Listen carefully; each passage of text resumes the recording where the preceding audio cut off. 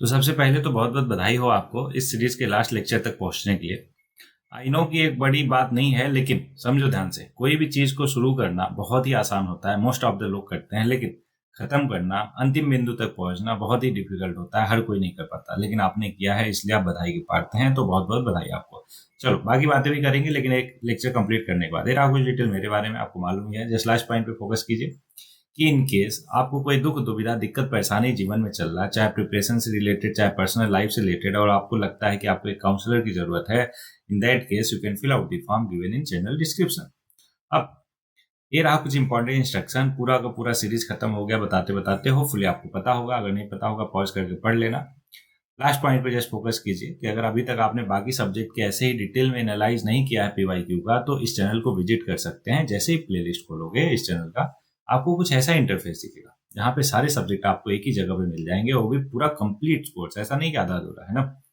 और उसको आप मास्टर कर सकते हो पूरा डिटेल एनालिसिस के साथ। ओके, ऐसा नहीं है कि केवल आपको 23, 24 तक ही मिलेगा। आगे वाले क्वेश्चन अगर आप बाद में ये वीडियो देख रहे हो तो आपको 25, 26, है ना, जब भी पेपर होता जाएगा उन सब के क्वेश्चन को मैं ऐड करता जाऊंगा इन्हीं सब सीरीज में, सच दैट कि आप किसी भी ईयर में देख रहे हो आपको कंप्लीट कोर्स मिले, राइट।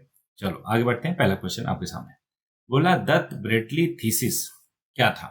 तो देखो, इन नाम से ही लग रहा है कि दो लोग होंगे, दत्त और ब्रेडली करके, उन्होंने कुछ थीसिस दिया होगा जिसको बोला गया दत्त ब्रेडली थीसिस। तो बहुत ही फैक्चुअल क्वेश्चन है। इसका करेक्ट जवाब है कि कम्युनिस्ट पार्टी का डॉक्यूमेंट था, जिसके अकॉर्डिंग नेशनल कांग्रेस जो है, इंडियन नेशनल कांग्रेस, एक मेजर पार्ट प्ले कर सकती थी इसमें, realising the anti imperialist people's front. ध्यान रहेगा ये। ओके, अब इनका नाम देखते हैं दोनों लोगों का।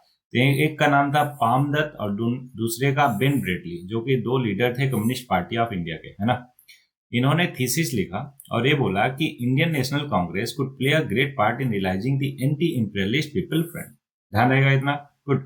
कुछ इंपॉर्टेंट पॉइंट ध्यान में रखना है आपको। क्या कि दत्त ब्रेडली थीसिस जो है वो पब्लिश हुआ था इंटरनेशनल प्रेस करस्पॉन्डेंस में, जो कि जर्नल है कम्युनिस्ट इंटरनेशनल का, कब 29 फरवरी 1936। ओके, बहुत ज्यादा चीजें नहीं देखेंगे। अच्छा, ये देख लो कि दत्त ब्रेडली थीसिस जो है उसने ट्राई किया आंसर देना किसका, बहुत ही क्रूशियल क्वेश्चन का उस पॉइंट ऑफ टाइम पे, जैसे कैसे हम ट्रांसफॉर्म कर सकते हैं करंट सिचुएशन को, एग्जिस्टिंग सिचुएशन को, और कैसे हम यूनाइट और मोबिलाइज कर सकते हैं पावरफुल मूवमेंट, क्या करने के लिए, रजिस्ट करने के लिए ब्रिटिश इंपीरियलिज्म को, है ना।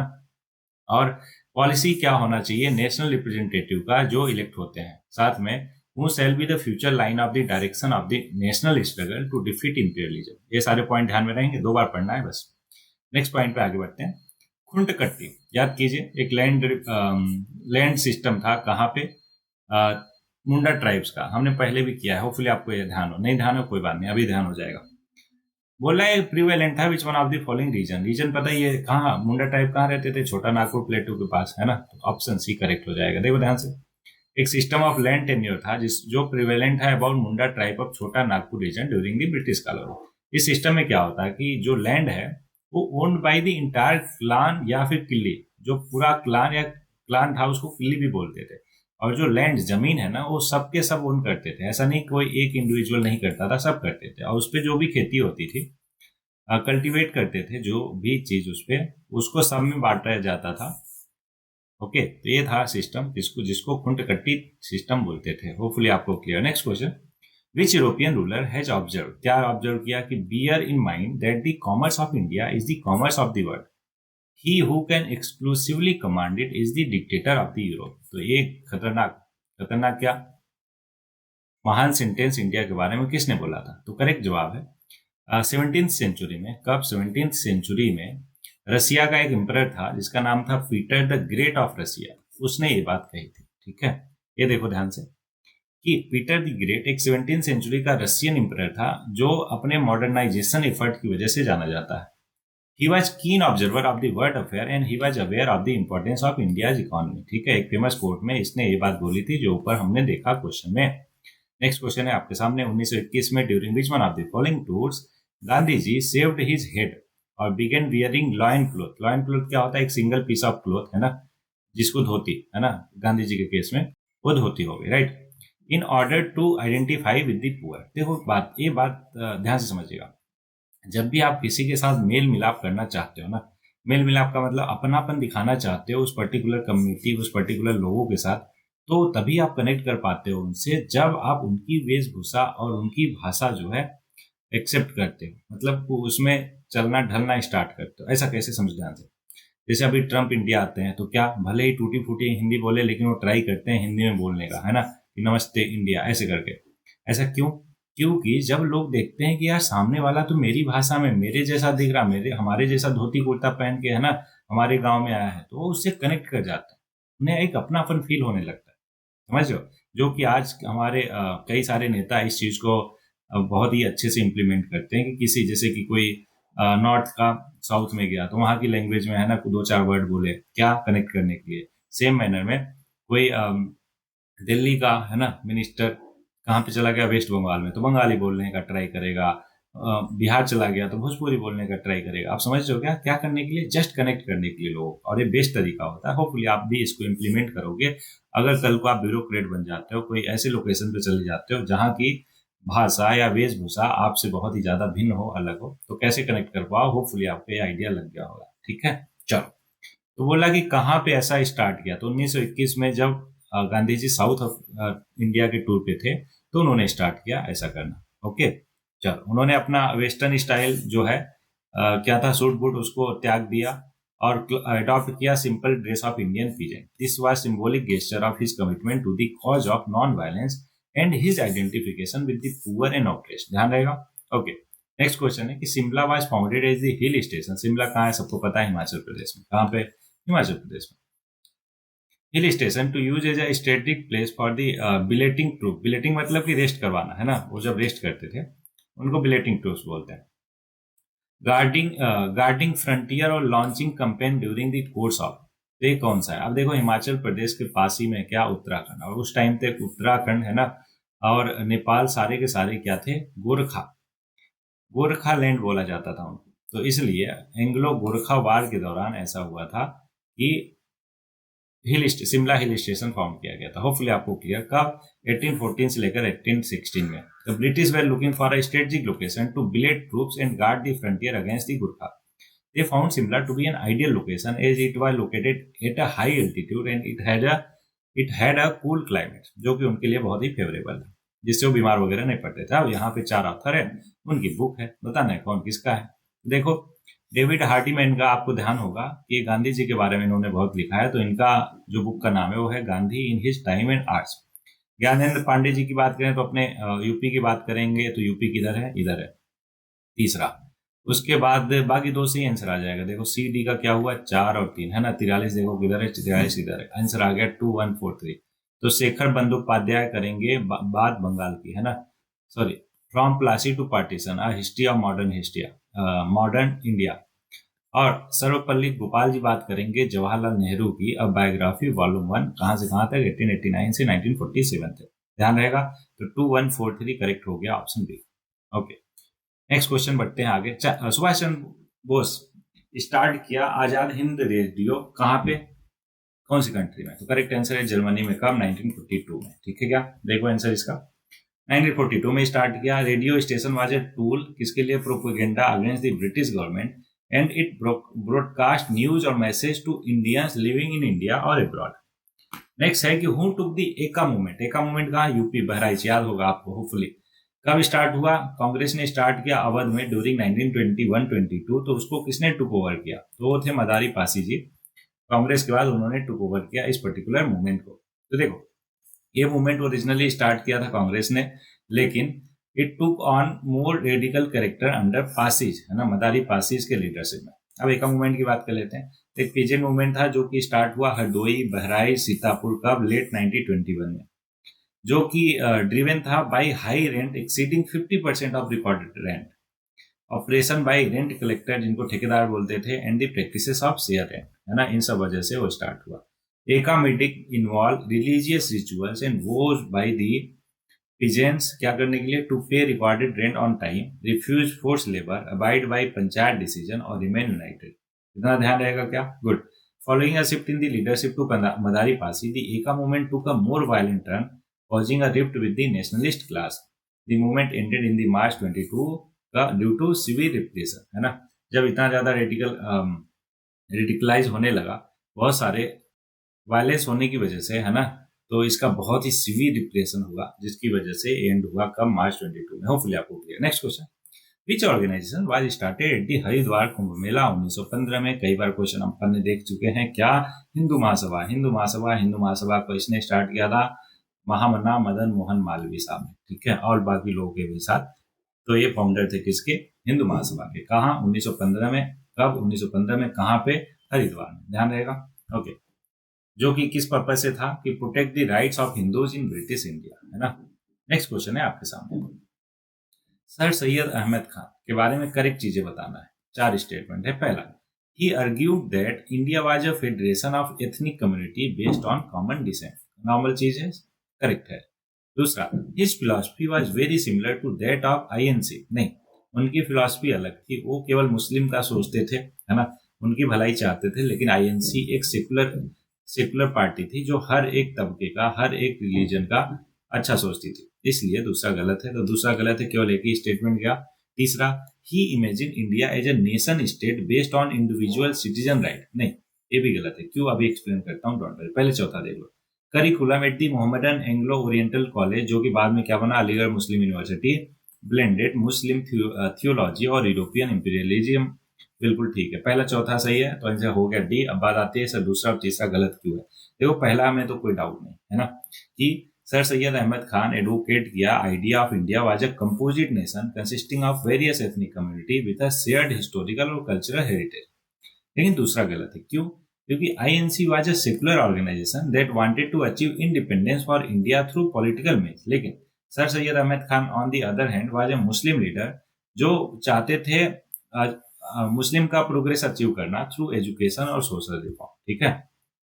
तीसरा इसलिए इनकरेक्ट है क्योंकि sir Syed Ahmad Khan vision did not align with imagining India as a nation state based only on the individual rights. नहीं, वो बिलीव करते थे कि इंडिया को जो है एक यूनाइटेड कंट्री होना चाहिए विथ स्ट्रॉन्ग सेंट्रल गवर्नमेंट, और उन्हें उनका ऐसा भी मानना था कि मुस्लिम should have a separate political identities with in India.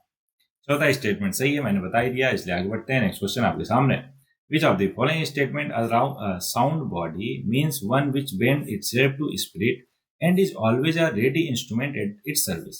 ये पर्टिकुलर स्टेटमेंट किसने कहा था, ये बताना है। तो ये था कथन किसका? महात्मा गांधी का, from this quote in the letter to Tamil कली, कब? साउथ अफ्रीका में 1915 में, ठीक है। द कोड रिफ्लेक्ट गांधी का believe in the importance of physical fitness and spiritual development. He believed that a healthy body was essential for a healthy mind and that both necessary for spiritual growth. Next question, who among the following was the founder of Phoenix Settlement? इसका भी Mahatma Gandhi answer है, लेकिन ये है क्या Phoenix Settlement? देखो ध्यान से। Founded by महात्मा गांधी कब? 1904 में। कहाँ? डरबन, साउथ अफ्रीका में। It was a self-sufficient community that was based on the principle, Gandhi के प्रिंसिपल पर बेस्ड था, जो कि था फिलोसफी क्या? नॉन वायलेंस और सोशल रिफॉर्म। सेटलमेंट जो था वो होम था बहुत सारे गांधी के फॉलोअर का। It was also a place जहां पे Gandhi could experiment with his ideas about communal living और सोशल जस्टिस, ठीक है। क्या?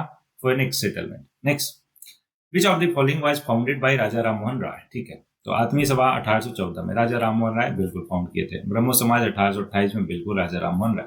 प्रार्थना समाज 1800, ये तो बाद में हुआ था 1848 में, भूल रहा, अभी इसको रुक जाओ, है ना, अभी देखते हैं, मैं भूल रहा। आर्य समाज की बात किया जाए 1875 में, दयानंद सरस्वती जी। तो 1875 में तो इसको नहीं फाउंड किए थे, चौथा नहीं हो सकता। प्रार्थना समाज को भी आत्माराम पांडु साहब ने फाउंड किया था, तो राजा राममोहन राय जी नहीं हो सकते। तो तीसरा चौथा गया, बचा कौन सा? पहला दूसरा करेक्ट हो जाएगा सी, ठीक है। अब देखो ध्यान से। अच्छा, किसका मैं भूला? तीसरे वाले का ना। हाँ, तो 1867 में, माफ कीजिएगा, 1867 में आत्माराम पांडुरंग जी ने और अपने भाई ददोबा पांडुरंग जी के साथ मिलकर प्रार्थना समाज फाउंड किया था। ध्यान रहेगा। ओके, बाकी सब तो आपको पता ही है, इसलिए आगे बढ़ जाते हैं। नेक्स्ट क्वेश्चन है कि following statement about the different meaning of Swaraj is articulated by Mahatma Gandhi. क्या स्वराज का जो मतलब है महात्मा गांधी के द्वारा कौन कौन सी चीजें? 4 ऑप्शन। पहला, स्वराज एक इंटीमेटली लिंक्ड विद अहिंसा और सत्याग्रह, बिल्कुल सही बात है। स्वराज में 2 सेंसेस है, एक पॉलिटिकल और one behind the realm of politics, एकदम। Swaraj is something that require time और पेशेंस टू एक्वायर, सही बात है। With determination Swaraj could be obtain easily और क्विकली। नहीं, उनका कहना था कि देखो स्वराज तो मिलेगा, उसमें टाइम भले ही लगेगा लेकिन मिलेगा, इजिली नहीं मिलेगा, उसके लिए आपको धैर्य बनाए रखना पड़ेगा, पेशेंस टू एक्वायर। ठीक है, तो पहला दूसरा तीसरा सही है, आंसर हो जाएगा 1 2 3। अच्छा एक बात बताओ, कॉमन सेंस से भी क्या आप सी को गलत कर सकते थे क्या? क्यों? क्योंकि एक बोला पेशेंस रखो एक्वायर करने के लिए, दूसरा बोला नहीं नहीं इजिली क्विकली मिल जाएगा। अरे भाई जब इजिली क्विकली मिल रहा है तो क्यों हम पेशेंस रखेंगे? बोलो हाँ ना। तो इसलिए तीसरा चौथा नहीं हो सकता। कॉमन सेंस के बेसिस पे भी एक ऑप्शन आप एलिमिनेट करके 33% आ जाते हैं प्रोबेबिलिटी क्वेश्चन को सॉल्व करने का। Is that clear? और जब भी ऐसा करो तो ऑब्वियस है उसको अटेम्प्ट करो। ठीक है, चलो बाकी चीजें आपको मालूम ही है ना। तो उन्होंने कहा कि अहिंसा और सत्याग्रह, ठीक है, क्या थे? वो एक दूसरे से क्लोजली रिलेटेड थे। He said the swaraj could not be attained through violence and that it could only be attained through truth और नॉन वायलेंस। दूसरा भी सही है कि पर्सनल और स्पिरिचुअल इंडिपेंडेंस है ना में बिलीव रखते थे। उन्होंने कहा कि स्वराज जो है वो ability to rule one self and was the highest form of freedom. इसलिए पॉलिटिकल और दूसरा जो बोला था वो दोनों एस्पेक्ट है किसका? स्वराज का। बाकी तीसरा और चौथा जनरिक चीजें बताई दी, आगे बढ़ते हैं। देखो फिलोसफी ऑफ महात्मा गांधी, फिर से 3 स्टेटमेंट करेक्ट बताना है। पहला, Gandhi ji was influenced by the 18th century Pranami sect that advocated the unity of faith. बिल्कुल, गांधी जी का भी यूनिटी ऑफ फेथ में बिलीव था एकदम, तो इसलिए पहला करेक्ट हो जाएगा, वहां से वो इन्फ्लुएंस है। दूसरा, Gandhi ji was influenced by the theosophist. बिल्कुल ठीक है, अभी क्या होता है बताता हूँ। तीसरा, Gandhi ji was an admirer of the writing of the romantics like Wordsworth. बिल्कुल गलत। ऐसा क्यों? क्योंकि गांधी जी देखो गीता, बाइबल, इन सबसे ज्यादा इन्फ्लुएंस थे, ना कि रोमांटिक से। बोलो क्लियर? तो तीसरा गलत, पहला दूसरा सही, ऑप्शन हो जाएगा ए। ठीक है, कौन सा ऑप्शन? ए करेक्ट हो जाएगा, ऑप्शन ए। अब देखो बाकी के बारे में। तो यूनिटी ऑफ फेथ में गांधी जी बिलीव करते थे, जो कि उन्होंने कहां से सीखा? प्रणामी सेक्ट से। दूसरा चीज करेक्ट है, क्यों? क्योंकि गांधी की फिलॉसफी वो इन्फ्लुएंस बाय थियोसॉफी, जो स्ट्रेस करता है स्पिरिचुअल डेवलपमेंट और सोशल रिफॉर्म पे, aligning with his believe in the interconnectedness of all life. तीसरा गलत है, क्यों? क्योंकि गांधी जी की philosophy shaped by diverse sources जैसे कि Bhagavad Gita, Bible and the writing of Leo Tolstoy और Henry David Thoreau, which contributed to his unique philosophy of non-violence और social change। ध्यान रहेगा आपको। Very good. नेक्स्ट क्वेश्चन आपके सामने। फिर से महात्मा गांधी जी बीएचयू में है ना ओपनिंग के टाइम पे गए थे, तो क्या स्पीच के दौरान क्या क्या बोला था? 4 स्टेटमेंट है, करेक्ट बताना है। पहला, ही चार्ज द इंडियन इलाइट, है ना, जो बड़े लोग है ना इंडियन इलाइट लोग थे, उनको चार्ज कर दिया। मतलब चार्ज का मतलब समझ लो ना, जोश भर दिया उनमें, with lack of concern for the labouring poor. बिल्कुल, लेबरिंग पुअर के लिए है ना, तो उन्होंने बहुत ही अच्छा बोला कि लोगों में जो जुनून जज्बा भर गया उनकी हेल्प मदद करने के लिए, किसका? लेबरिंग पुअर का। उन्होंने सेट किया कि our salvation can come only through the farmer. ये भी बिल्कुल बोला था उन्होंने। तीसरा, he highlighted the plight of the untouchable. बिल्कुल गलत। देखो ध्यान से, स्टोरी आपको याद ही है। 1932 में है मैकडोनल्ड ने क्या कर दिया? क्रिमिनल अवार्ड दे दिया। फिर उन्होंने पुनः पैक्ट किया किसके साथ? अम्बेडकर साहब के साथ। उसके बाद उन्होंने सोचा कि नहीं, जब तक हम डिप्रेस क्लास के बारे में कुछ करेंगे नहीं ना, तब तक भला नहीं हो सकता कलेक्टिव समाज सोसाइटी का। जो अभी आपने ऊपर पढ़ा ना, क्या पढ़ा? वो क्या करते थे? सोशल चेंज में विश्वास। तो इसलिए उन्होंने काम करना स्टार्ट किया डिप्रेस क्लास के लिए, अनटचेबल्स के लिए। Is that clear? गुड। तो तीसरा जो है बिल्कुल गलत है, उस टाइम तक बिल्कुल नहीं आया था, क्योंकि स्पीच दे रहे हो कब? 1915 में। समझ लो क्या? सबसे पहला अपीयरेंस उनका, मेजर अपीयरेंस इन इंडिया। अगला, चौथा बोला, he promise to take up the cause of the mill owners of Ahmedabad. Anasuya बहन कब बुलाई थी उनको वहां पे? नहीं, हाँ शायद उन्होंने बुलाया था। 1918 में अहमदाबाद मिल स्ट्राइक हुआ था, है ना, तो इसलिए चौथा तो नहीं हो सकता। क्यों? क्योंकि यहाँ पे 15 में वो स्पीच दे रहे हैं, उनको थोड़ी ना पता था कि 18 में जाके अहमदाबाद मिल स्ट्राइक होगा, वहां पे जो है उसका कॉज जो है एक्सेप्ट करना है, उठाना है। तो ऐसा तीसरा चौथा नहीं होगा, पहला दूसरा सही है, आंसर हो गया ऑप्शन बी। होपफुली आपको बहुत ही डिटेल में क्लियर हो गया होगा सारा कुछ। ठीक है क्या? तो आगे बढ़ जाए क्या? अरे भाई बोलो हाँ ना। ठीक है, आप बोल दिया करो, मैं सुन लिया करूंगा। देखो पूरा सीरीज खत्म हो गया, बोलते सुनते है कि नहीं। सुमित सरकार, हिस्टोरियन और बुक्स। देखो सरकार, सुमित सरकार कैसा नाम लग रहा? हाँ, नॉमिन कल्चर के बेसिस पे वैसे जज नहीं करना चाहिए, लेकिन ऑब्वियस है क्वेश्चन करने के लिए साम दाम दंड भेद आप इस्तेमाल कर सकते हो। ठीक है, तो इसमें शर्माना नहीं है। देखो ध्यान से, रंजीत गुहा, बिपिन चंद्रा। बिपिन चंद्रा को तो सभी को पता होगा क्या, ये कनेक्टेड थे किससे? Rise and growth of economic nationalism in India, a particular book Bipin Chandra साहब ने लिखी थी। रंजीत गुहा साहब की बात किया जाए तो इन्होंने लिखा था, चलो रहने दो, तीसरा देखते हैं। शाहीन आमीन साहब ने लिखा था चौरी चौरा के बारे में, जो कि है इंडिया में, है ना, सॉरी इंडिया बोला, इंडिया में तो सभी है, यूपी में। बी का चौथा होगा, तो बी का 4 हो गया। ओके, बाकी सुमित सरकार जी बंगाल की बात करेंगे तो किधर है बंगाल? हाँ, ये है। द स्वदेशी मूवमेंट इन बंगाल 1903 से इतना, तो तीसरा हो गया। तो 3 और 4, देखो ए का 3 और बी का 4, इसी से आंसर हमें मिल जाएगा, मिल गया ना, वेरी गुड। तो 3 4 2 1। तो रंजीत गुहा साहब बात करेंगे rule of property for Bengal, और बिपिन चंद्रा साहब मैंने बता ही दिया, the rise and growth of the economic nationalism in India. Hopefully आपको अप्रोच भी पता चला होगा कैसे मैंने सॉल्व किया, ठीक है, कि 1 2 को बस देख लिया, नॉमेनकल्चर भी इस्तेमाल किया। हाँ, अब बाकी सबके बारे में देख लेते हैं। स्वदेशी मूवमेंट इन बंगाल 1903 से 1908 के बारे में लिखा सुमित सरकार साहब ने, ठीक है। शाहीन आमीन ने क्या लिखा? अपनी book event metaphor memory Chauri Chaura 1922 से 92 एक्सप्लोर किया, एग्जामिन दी चौरी चौरा, नहीं 92 नहीं होगा, एक बार देखते हैं। ओके, हाँ 92 ही है, ठीक है।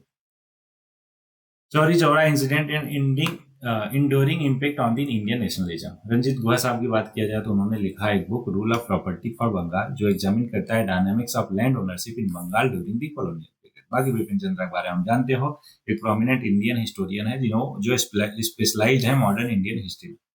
उन्होंने बुक का नाम लिखा the rise and growth of economic nationalism in India. Next question आपके सामने है, क्या बोल रहा? Which of the following statement about Mahatma Gandhi South Africa experiences 1893 से 1914 तक ट्रू है? पहला, Muslim merchant were are actively involve in the Gandhian political movement in South Africa, जो कि फैक्चुअली करेक्ट है। दूसरा, 1906 में गांधी जी ने लेड किया एक campaign in the Cape Town against the ordinance on the compulsory registration and passes for the Indian, ये भी बिल्कुल ठीक है फैक्चुअली। तीसरा, Gandhi began his political career with struggle against the imposition of excessive taxes on the Indian in Cape Town South Africa, बिल्कुल सही है। पहला दूसरा तीसरा तीनों सही है, करेक्ट आंसर डी हो जाएगा। जेनरिक चीजें हैं, आप चाहो तो पढ़ सकते हो, इसलिए आगे बढ़ जाते हैं, क्यों? क्योंकि जेनरिक चीजें हैं ना। नेक्स्ट है कि which of the following statement are correct? Correct के बताना है। पहला, मार्क्सिस्ट थ्योरी रिपुडिएट्स, रिपुडिएट मतलब डिसएग्री टू एग्री, मतलब कि मानने से मना करना, द आइडिया ऑफ एटोमाइज और एलिनेटेड इंडिविजुअल, तो बिल्कुल सही स्टेटमेंट है उनका। देखो कलेक्टिव है ना, उनको सोसाइटी एज होल की परवाह थी, ना कि केवल एक इंडिविजुअल के राइट्स और राइट्स की परवाह नहीं थी, उन्हें पूरा पूरा कलेक्टिव सोसाइटी एज होल की परवाह थी। अगला है, Marxist uphold the idea of natural right of man and individual, नहीं, मैंने कहा ना इंडिविजुअलिटी, जो ये काम है लिबरल्स का, है ना, वो बिलीव करते हैं कि इंडिविजुअल लिबर्टी होनी चाहिए। लेकिन मार्क्सिस्ट क्या बोलता है? मार्क्सिस्ट ये बोलता है कि देखो as a society, as a community, हमें पूरा देखना है, सबका भला देखना है, ना कि केवल एक इंडिविजुअल का। तो इसलिए दूसरा गलत, पहला सही आंसर हो गया ओनली वन। देखो ध्यान से, reject the idea of an individual and isolated और self interest agent, and instead emphasise करता है सोशल और historical nature of human existence और role of class struggle in shaping history. दूसरा गलत है, क्यों? क्योंकि Marxist theory challenge the liberal notion of the individual right as being opposed to collective right या फिर social obligation, and instead advocate for a socialist society where individual freedom is realised through social equality and solidarity. Next question है कि communist ideology से connected कौन कौन से है? कीर्ति किसान पार्टी भी है, लेबर स्वराज पार्टी भी है, दोनों हो जाएगा करेक्ट ऑप्शन सी। देखो दोनों का डिटेल, कि कीर्ति किसान पार्टी की बात करें तो एक पॉलिटिकल पार्टी था इंडिया में which work with the Indian national Congress कब से कब तक? 1925 से 1929 तक। It became an important front organisation for the Communist Party of India and an influential force in the Bombay labour movement. ठीक, लेबर स्वराज पार्टी की बात किया जाए तो ये फाउंड हुआ था बंगाल में, कब? 1 नवंबर 1925 को, as the Labour Swaraj Party of the Indian national Congress.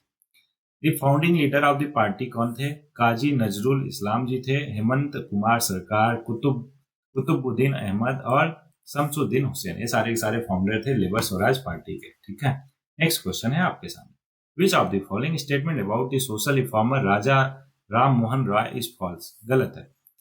तो Raja Ram Mohan Roy belong to the gentry class, gentry class मतलब कि high class, whose power has been diminished, नहीं, ऐसा तो कुछ नहीं हुआ था, because of the imposition of the permanent settlement, बिल्कुल गलत। अगला, अच्छा फॉल्स ही पूछा था, करेक्ट आंसर हमारा ये हो गया, लेकिन अपने फैक्चुअल नॉलेज के लिए हम बाकी भी चीजें देखेंगे, सच दैट कि कल को यही वाला फैक्ट क्वेश्चन बना के आ जाए तो हम कर पाए। अगला है, ही स्टडीड बोथ वेदांतिक मोनिज्म और क्रिश्चियन यूनिटेरियनिज्म, बिल्कुल सही बात है, उन्होंने दोनों चीज की पढ़ाई की थी। और उन्होंने ट्रांसलेट किया उपनिषद को बंगाली में, एकदम सही बात। His first organisation was the Atmiya Samaj, जो कि 1815 या 14 में, कहीं पे 14 में, कहीं पे 15 लिखा जाए, तो दोनों को एक मान के चलोगे। बिल्कुल सही है, दूसरा तीसरा चौथा सही है, पहला गलत है। होपफुली क्यों गलत है, मैंने सारा कुछ आपको बता दिया। ओके, तो इसलिए आगे बढ़ते हैं। चाहो तो आप पॉज करके पढ़ सकते हो, कई बार पढ़ चुके हैं ना, क्योंकि लास्ट लेक्चर चल रहा है, आपको मालूम है पूरे सीरीज का है कि तो इतनी बार रिवाइज कर लिया कि आप सभी के जहन में बैठ गया होगा। नींद में से भी उठा के पूछोगे तो आप बता दोगे। ठीक, चलो नेक्स्ट क्वेश्चन है, होपफुली लास्ट क्वेश्चन है इस पूरे लेक्चर के साथ साथ सीरीज का भी, है ना। क्या कि सोशल आइडिया जब Mahatma Gandhi were first put forth थे, क्या सोशल आइडिया महात्मा गांधी का किसमें सबसे पहले, है ना, देखा गया? हिंद स्वराज में, ऑप्शन ए। अब हिंद स्वराज क्या है, ध्यान से समझो। एक बुक है जो इसको महात्मा गांधी ने लिखा था 1909 में। एक dialogue between the reader and the editor है, जहां पे गांधी जी एक्सप्रेस करते हैं अपने view on various social, political और इकोनॉमिक इशू पे। और इस बुक में Gandhi outline his vision of swaraj, जिस जो कि है सेल्फ रूल। अभी हमने पढ़ा स्वराज के बारे में ऊपर डिटेल में, कि ना केवल पॉलिटिकल एस्पेक्ट, दूसरा भी एस्पेक्ट था उसका, for India, and present his idea on the non violence, passive resistance, decentralisation और importance of the moral values in society. तो होपफुली आपको बहुत ही अच्छे से क्लियर हो गया होगा पूरा का पूरा लेक्चर, साथ में सीरीज भी एकदम अच्छे से क्लियर होगा। तो एक काम करना है अभी आपको, अंत बिंदु तक आप पहुंच गए, जो कि बहुत ही अच्छी बात है, बधाई के आप पात्र हो। लेकिन अब भी क्या करना है, आपको आकलन करना है सच दैट कि आपके साथ साथ बाकी लोग भी बेहतर कर पाए। उसके लिए इस पूरे सीरीज को आकलित कीजिए। अच्छा, हिंदी ज़्यादा हो गया तो फीडबैक दीजिए, कैसे लिख के कमेंट बॉक्स में कैसा लगा पूरा का पूरा सीरीज। कहीं पे कोई दिक्कत दुविधा परेशानी है वो भी लिख सकते हैं, ठीक है। तो जैसा कि लास्ट में 2 लाइन रहती है आपके लिए, तो ये रहा आज के लिए। क्या कोशिश करने वालों की हार नहीं होती, हरिवंश राय बच्चन साहब का कहना है। आपको मालूम है, एक बार पढ़ा था, चलो मैं फिर से पढ़ देता हूँ आप लोगों के लिए पूरा पूरा पोया। अगर आप पोएम में इंटरेस्टेड नहीं है तो आप जा सकते हैं, लेकिन बस एक बात का ध्यान रखिए कि ये बहुत अच्छा जर्नी रहा, है ना। होपफुली आपने एंजॉय किया होगा ये सारे के सारे लेक्चर्स, और मिलेंगे किसी नए सीरीज में। तब तक के लिए आप पढ़ते रहिए और आगे बढ़ते रहिए। बाकी जो पोएम सुनना चाहते हैं रुको, है ना, अभी सुना देता हूँ आपको पूरी पोएम। कोशिश करने वालों की कभी हार नहीं होती, कोशिश करने वालों की कभी हार नहीं होती। ठीक है, चलो स्टार्ट किया जाए फिर। हरिवंश राय बच्चन साहब की स्टार्ट करते हैं, है ना। लहरों से डरकर नौका पार नहीं होती, कोशिश करने वालों की हार नहीं होती। नन्ही चींटी जब दाना लेकर चलती है, चढ़ती दीवारों पर 100 बार फिसलती है। मन का विश्वास रगों में साहस भरता है, चढ़कर गिरना गिरकर चढ़ना न अखरता है। आखिर उसकी मेहनत बेकार नहीं होती, कि कोशिश करने वालों की हार नहीं होती। डूब गया सिंधु में गोताखोर लगाता है, जा जाकर खाली हाथ लौट कर आता है। मिलते नहीं सहज ही मोती गहरे पानी में, बढ़ता दुगना उत्साह इसी हैरानी में, कि मुट्ठी उसकी खाली हर बार नहीं होती, कोशिश करने वालों की हार नहीं होती। असफलता एक चुनौती है, असफलता एक चुनौती है, इसे स्वीकार करो। क्या कमी रह गई देखो और सुधार करो। जब तक न सफल हो नींद चैन को त्यागो तुम, संघर्ष का मैदान छोड़ मत भागो तुम, कि कुछ किए बिना ही जय जयकार नहीं होती। कोशिश करने वालों की कभी हार नहीं होती, कोशिश करने वालों की कभी हार नहीं होती।